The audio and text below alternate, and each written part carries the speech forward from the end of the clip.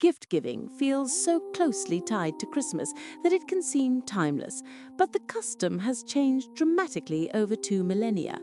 A look at its origins reveals a journey from Roman winter festivals through Christian symbolism to family-centered celebrations and modern advertising. Long before Christianity, Romans marked the winter solstice with Saturnalia, a week-long festival dedicated to Saturn. The holiday turned the social order on its head. Slaves dined with masters, and everyone feasted, gambled, and exchanged gifts. The final day, Sigillaria, was reserved for presents, typically small wax or terracotta figurines and candles. These sigillaria symbolized the returning light after the solstice. Poets such as Martial described a range of offerings, from writing tablets and dice to combs, hats, and even pets. For the Romans, gifts reinforced social bonds and expressed goodwill during the darkest time of year.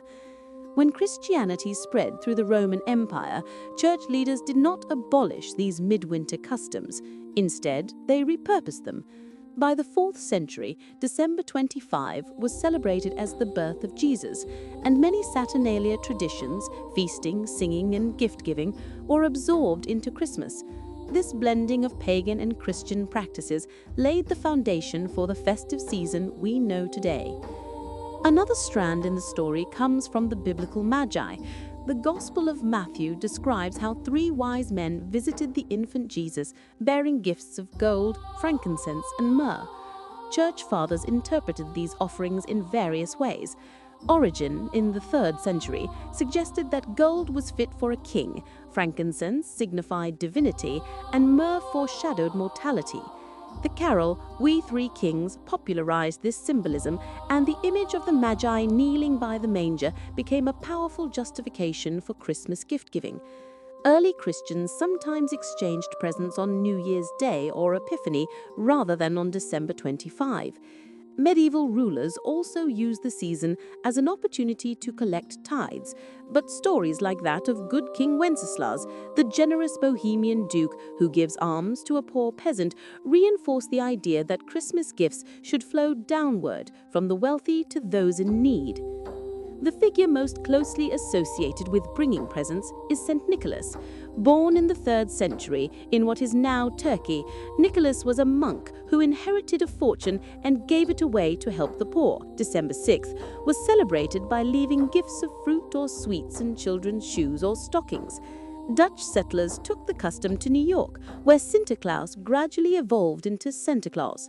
By the early 19th century, St. Nicholas's legend was popularized in America by the satirist Washington Irving and the poem An Account of a Visit from St. Nicholas. Clement Clarke Moore's poem 1822 depicted a jolly man flying from house to house on a sleigh, delivering toys to sleeping children. Cartoonist Thomas Nast later gave Santa his red suit and white beard, establishing the image recognized worldwide. While St. Nicholas inspired children's anticipation, early modern Christmases in Britain were anything but peaceful. Up to the 17th century, the season resembled a winter carnival. Groups of wassailers, sometimes described as Christmas beggars, roamed the streets singing and demanding food, drink, or money from wealthier households. This practice reinforced social hierarchies. The poor expected alms, the rich displayed generosity.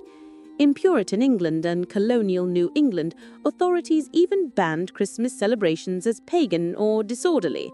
The holiday gradually shifted indoors during the 19th century. In the United States, emerging middle-class families looked to European immigrants and church traditions. They combined tree decorating, sending cards, and giving presents into a new, family-centric holiday. Parents discovered that placing gifts under a tree and invoking Santa kept children at home rather than out on the streets. The recipients of Christmas charity thus shifted from rowdy adults to children, and the season's tone moved from public revelry to private tenderness. As the United States industrialized, Christmas became a commercial phenomenon. The country declared Christmas a federal holiday in 1870, and by the early 20th century, department stores and advertisers seized on Santa's popularity. Companies such as Coca-Cola used the rotund, red-suited Santa in marketing campaigns, turning him into a secular icon and encouraging the exchange of purchased gifts. The gift economy grew alongside mass production, and secret Santas, gift exchanges, and pile-ups of boxes under the tree became hallmarks of the season. Yet, despite this commercial layer, the underlying idea of offering something meaningful to others, whether a symbolic token, a handmade toy, or a warm meal, continues to echo the values of Saturnalia, the Magi, and St. Nicholas.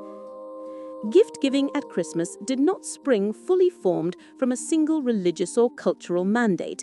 It is the product of centuries of adaptation. Ancient Romans exchanged candles to welcome back the sun. Wise men offered gold, frankincense, and myrrh to honor a newborn king. A generous bishop stuffed coins into children's shoes. Carouses demanded ale from their neighbors. Parents hid surprises under an evergreen tree. Each of these practices added layers to the ritual. Today, as boxes pile up beneath twinkling lights, remembering this long journey can inspire us to see the season not only as an obligation or a marketing event, but as an invitation to share kindness and create connection.